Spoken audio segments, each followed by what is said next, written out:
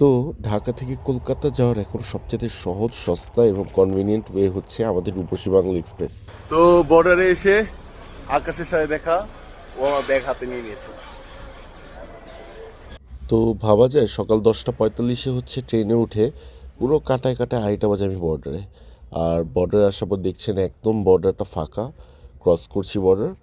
আর সামনের দিকে একটা মানুষও নেই। এখন প্রচুর হাঁটতে হয় নতুন বিল্ডিংয়ে যাওয়ার জন্য প্রচুর হাঁটাহাঁটি। আমি বর্ডার ক্রস করে ফেললাম। আর বর্ডার ক্রস করার পরে দেখবেন 50 টাকা করে অটো আপনাকে বনগাঁ স্টেশন নিয়ে যেতে রেডি। তারপর বনগাঁর এই রোডগুলো আহা কি ভালো লাগে। যাই হোক, আমি চলে এসেছি বনগাঁও জংশনের দিকে।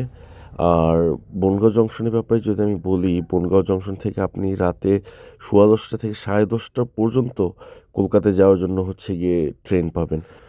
আর ট্রেনের টিকিট মূল্য হচ্ছে মাত্র 20 টাকা।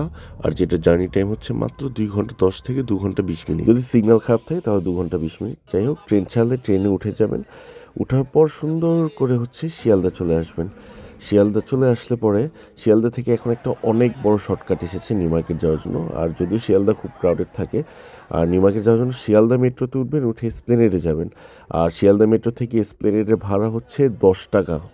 মাত্র 10 টাকায় এসপ্লেনেডে চলে আসুন, তারপর নিউ মার্কেট চলে আসলেন।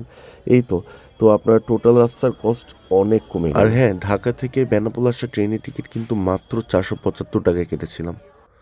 তারপর হচ্ছে বেনাপোল নেমে সেখান থেকে 20 টাকা দিয়ে বর্ডারে আসলাম। বর্ডার থেকে হচ্ছে 50 টাকা দিয়ে বনগাঁ। তারপর 20 টাকা ট্রেনের টিকিট লাগলো আমার কলকাতা আসতে, আর 10 টাকা হচ্ছে মেট্রো। তো আমার এই ভিডিওটি যদি আপনাদের ইনফরমেটিভ মনে হয়ে থাকে, তাহলে হচ্ছে এরকম আরও ইনফরমেটিভ ভিডিও পাওয়ার জন্য আমাকে ফলো করে রাখুন। আপাতত টাটা আর বাই বাই।